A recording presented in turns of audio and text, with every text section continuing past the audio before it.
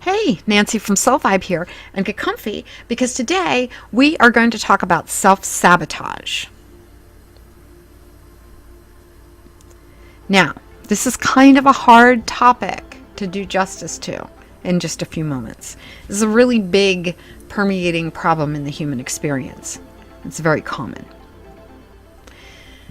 And I am my own worst enemy. And I have made monumental mistakes that have had seismic effects in my life for years. So I am not immune. I am absolutely not immune, and I have done the self-sabotage thing, and I have the t-shirt, the mug, and the bobblehead from having been there. Okay? So, I understand this concept inside and out, because I have done it to myself. But I have learned through the experience, and what I'm hopeful is that I'm able to impart it to you in a way that is not only non-judgmental, but maybe helps you avoid making those kinds of massive mistakes and to get off that sick carousel at an earlier age than I was able to get myself off of mine. Okay? So here's the thing. First, let me preface this by saying that I am 100% against victim blaming, victim shaming, and the stigma that goes along with that. No matter what kind of situation you have unconsciously or subconsciously or even a little consciously put yourself in, your responsibility ends there. What that person does after what someone else does to you after that is them, is absolutely them. So if you are in any kind of abusive situation, please try to get help. Do your best to get out. Talk to someone if you can, please. Because no matter what kind of decisions you have made, no matter what kind of mistakes and missteps you may have made in your life, you do not deserve to be abused for that. You absolutely do not deserve that. Mentally, physically, sexually, any other kind of way, you do not deserve to be abused. Let's start there. Because that does not mean that you can't start to understand your own poor cycles, get yourself out of your own bad cycles without blaming yourself and without guilt and without shame. Because what other people do is on them. You do not need to feel ashamed for the mistakes that you've made in your life that have brought you to where you are today if you are your own worst enemy. And if you are somehow in a cycle that you're having a hard time breaking out of. So part of this goes back to the development of the personality, right? As we grow, we are, there's the nature versus nurture debate, and I'm in the camp of both. Okay, what we become is part nature and it's part nurture. And then later, as we become adults and we stop internalizing certain things and finding our own purpose and finding our own self and getting in touch with our soul, at that point then maybe we don't allow the external things to affect us quite as much and other people's opinions to really matter to us as much.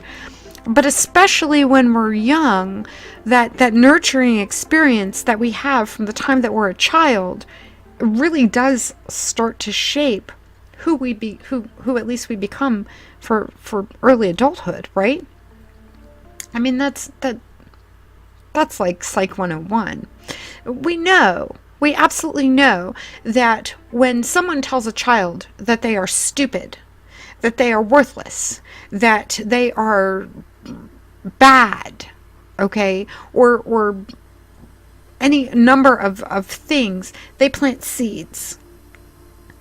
Especially if there's someone that child should respect and trust, whether it's a parent or another family member or a family friend or a teacher.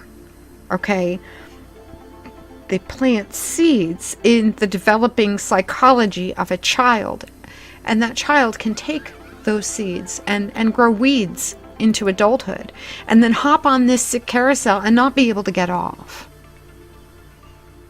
Because what we try to do under those circumstances is try to have victory, try to best, try to overcome certain circumstances and certain perceptions that we've been thrust into our lives via other people. And we put ourselves into situations like that original situation over and over again, subconsciously, unconsciously, in an attempt to win.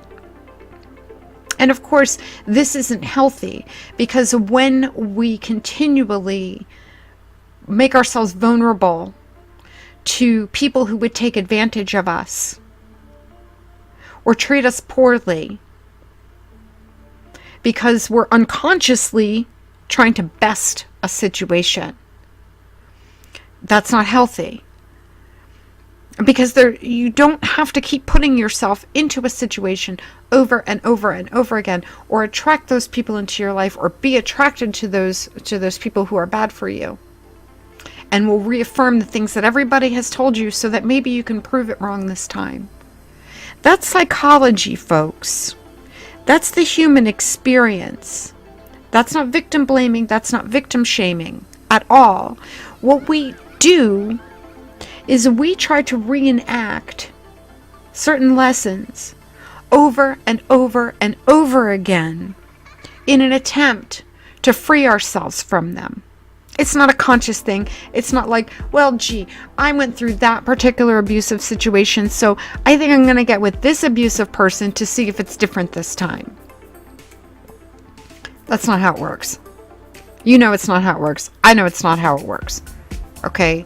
What happens, though, is that unconsciously or subconsciously, we are looking to fill something in ourselves that was not fulfilled. We are looking to win over a situation that we lost. Okay? And as a result of that, we can get ourselves on this carousel of bad decisions, and it's really, really hard to get off. It's really, really hard to get off. It starts with mindfulness. Hey, I went through X, or I did something that made me feel guilty at X time. Okay? And as a result, my confidence took a hit. I've been doing the bad self-talk, kind of negative self-talk kind of thing to myself. And through that, I have beaten myself up over and over again, and I feel like this is all I'm worth. Even though we don't think of those things consciously, our subconscious mind really wants to best that situation, really wants to win, really, really, really wants to make that right. So we're searching for something that we can't ever find. The other thing is serious self-reflection. What's mine? What's not? I may have made a decision to put myself into a situation unconsciously, but my responsibility ends there. What someone does to me after that, that's on them. Okay? But at the same time, whether you're making poor financial situation get worse and worse, or whether it's relationships, or anything else, if you're stuck in the cycle of addiction, okay, any of those things, the first thing that necessarily needs to happen is the self-reflection and mindfulness about why you're making the choices that you are. And maybe even working through with, say, a therapist or a person that you respect spiritually, in order to get to the bottom of the original things that happened that set this unconscious carousel in motion. Because you deserve more than to be your own worst enemy. You deserve to ascend. You deserve to love yourself. You deserve kindness, generosity, and peace. And sometimes when we're traumatized, That's really, really hard to see. And sometimes when we're guilty, that's really, really hard to see. And I want to see you not be your own worst enemy. I want to see you be able to take all of your circumstances, all of the bad things that have ever happened to you, and grow and understand them without having to relive them over and over and over again. And you can. You can. I believe that. I know that. You can find peace. And I want that for you, friend. So, let's get off that carousel. Let's start fresh. Loving ourselves. Raising our vibe. Being mindful. And taking ourselves to the next level. And if you like this message at all, please subscribe. Come and visit us at soulvibe.com and have a wonderful, beautiful, fantastic day.